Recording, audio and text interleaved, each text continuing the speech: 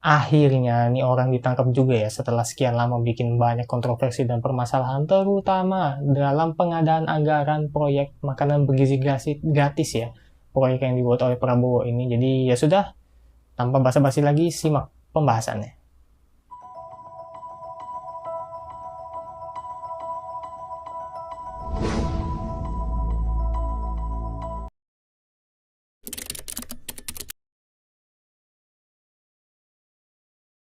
Proses hukum yang menimpa para mantan petinggi Badan Gizi Nasional itu, atau BGN lah singkatannya ini, itu berjalan dengan sangat cepat, secepat kilat lah.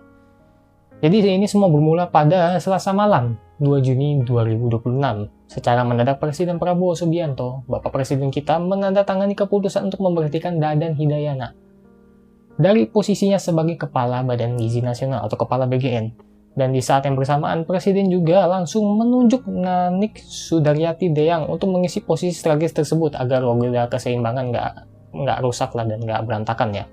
Pengumuman ini disampaikan langsung oleh Menteri Sekretaris Negara Bapak Prasetyo Hadi di Istana Merdeka.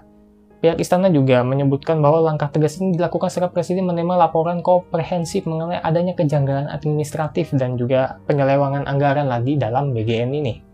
Setelah pencopotan pada malam hari itu, pergerakan aparat hukum tuh bener-bener melesat cepat banget. Jadi kurang dari 10 jam, tepatnya Rabu dini hari, 3 Juni 2026 sekitar jam 4 subuh dini hari ini ya. Tim penyidik dari Kejaksaan Agung bergerak melakukan penjemputan paksa terhadap Dadan Hidayana, Sony Sonjaya, dan juga Lodwig Pusung di kediaman mereka masing-masing, dan juga rumah mereka tuh digeledah ya untuk mengumpulkan beberapa barang bukti. Dan mereka tidak bisa melakukan perlawanan berarti tentu saja. Dan pada pagi harinya, kantor pusat BGN digeledah total oleh tim Jaksa Agung Muda Bidang Tindak Pidana Khusus atau Jampitsus dan melakukan penyitaan sejumlah dokumen serta berbagai barang bukti yang penting. Puncaknya terjadi pada sore hari, pukul 5 waktu Indonesia Barat, di mana Dadan dan bersama dua rekannya keluar dari gedung bundar Kejaksaan Agung dengan tangan yang diborgol serta rompi berwarna pink.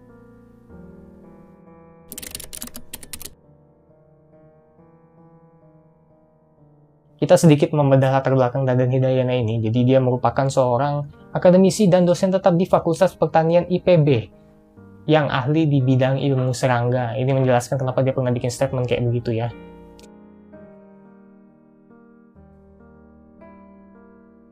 Berikut ini merupakan latar belakang lengkap dari Dadan Hidayana. Kalian bisa baca di bacaan kali ini atau kalian bisa cek sumbernya langsung di kumparan.com. Namun, di balik kasus ini juga ada hubungan relasi kuat dengan dua wakilnya yang ikut ditangkap juga. Salah satunya adalah Lodwig Pusung, seorang purnawirawan jenderal TNI Bintang 2 dan mantan staf sus di Kementerian Pertahanan saat dipimpin oleh Bapak Prabowo Subianto. Selain relasi internal tersebut, penyidikan Kejaksaan Agung mulai menyasar pada komunikasi Dadan dengan sejumlah oknum kementerian dan juga kepala daerah, di mana hubungan politisnya dari masa kampanye lalu itu diduga dimanfaatkan untuk mempermudah lobi pembentukan Satuan Pelayanan Pemenuhan Gizi atau SPPG sekaligus meloloskan izin yayasan-yayasan mitra tanpa penyaringan ketat.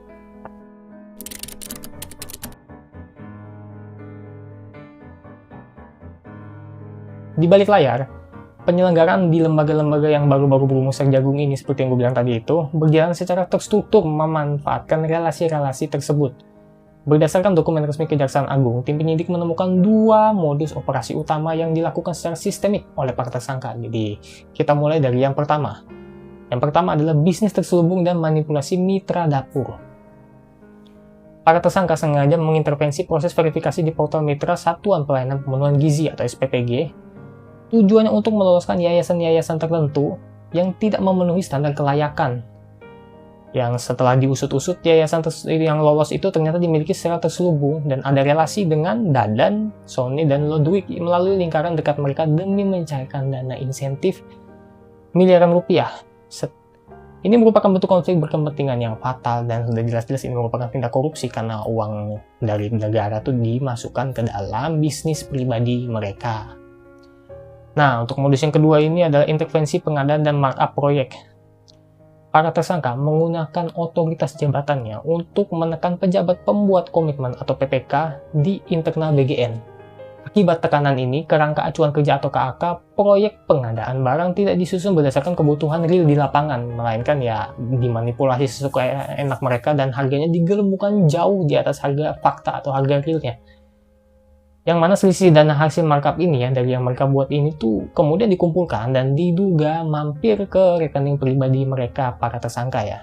Ini lumayan gila sih, jadi terlihat sistematik banget bagaimana cara mereka memanfaatkan celah keamanan ini, walaupun ya sebenarnya dari awal kita sudah ngeh gitu kan dengan berbagai proyek yang mereka sediakan gitu ya, pengeluaran yang mereka sediakan tuh memang aneh-aneh semua gitu.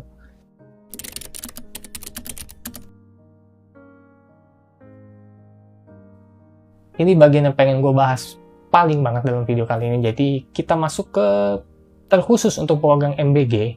Diharapkan katanya meningkatkan kualitas gizi, kalori, dan higienitas makanan bagi anak-anak sekolah. Sesuai dengan misi-misi awal Bapak Presiden Prabowo Subianto. Pada nyatanya, dana belanja negara yang harusnya dialokasikan untuk MBG ini justru dialokasikan untuk membeli barang-barang non-prioritas yang gak ada hubungannya sama sekali dengan gizi, yang harganya tentu saja sudah di-markup habis-habisan, demi menyerap anggaran yang seharusnya dialokasikan untuk MBG tadi gitu. Dan ini beberapa pengadaan yang kita semua harus sudah pada tahu lah ya, cuman gue pengen bahas secara lengkap. Jadi yang pertama adalah pengadaan 21.801 motor listrik. Jumlah ini jelas nggak masuk akal banget, asal kendaraan ini beli dengan harga fantastis 42 juta. Yang harga aslinya itu sekitar 10-28 juta lah paling mahal lah, yang dimana itu markup hampir 2-3 kali lipat per unit, sehingga anggaran proyeknya mencapai kurang lebih 1 triliun rupiah kalau dari perhitungan ya ampun.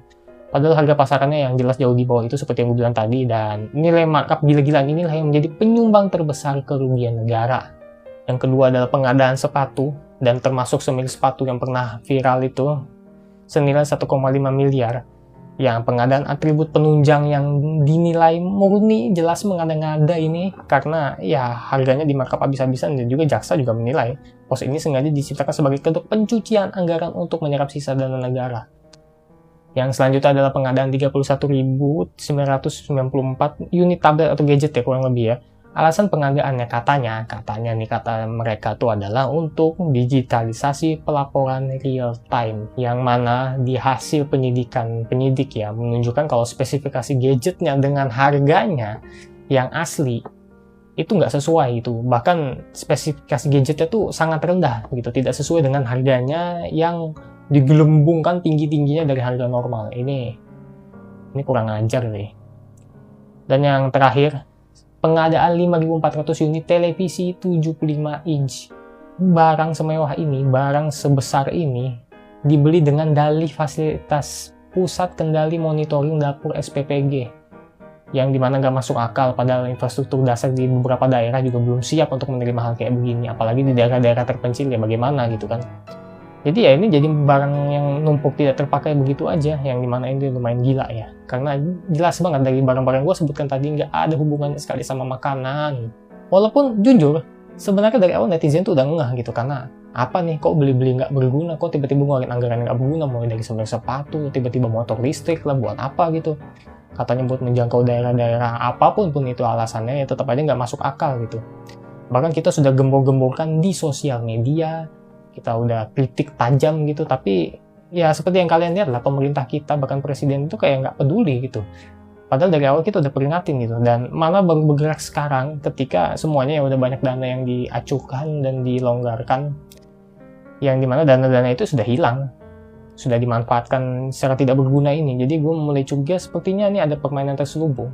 Kenapa nih orang yang kepala bagian ini bisa bertahan sampai sekarang, kita nggak ada yang tahu.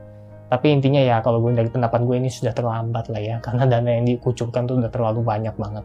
Jadi karena tindakan penyelewangan ini ya, tentu saja presiden kita kecewa lah. Dan kalau misalnya dilihat dari Kejaksaan Agung yang secara resmi menjerat ketiganya menggunakan Undang-Undang Tipikor. Yaitu yang pertama adalah Pasal 2 Ayat 1 Undang-Undang Tipikor, yaitu korupsi merugikan negara.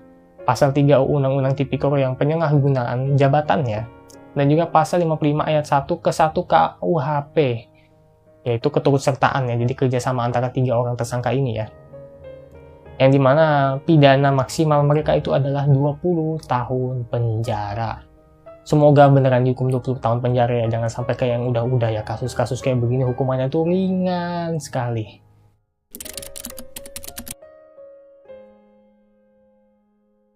Jadi marilah kita sebagai masyarakat Indonesia kita kawal kasus ini ya, bagaimana kelanjutan ke depannya, dan semoga para pelaku dihukum berat karena udah merugikan negara gila-gilaan, terutama kita, dana APBN kita, ya ampun.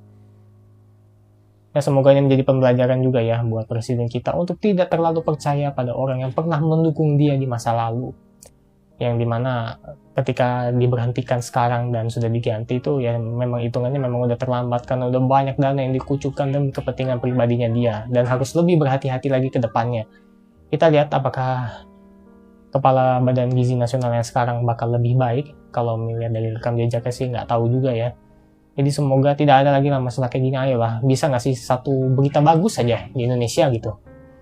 Jangan sampai korupsi kayak gini dinormalisasi, dan gue yakin sebenarnya masih ada lagi di balik-baliknya ini, cuman memang masih ketutup aja.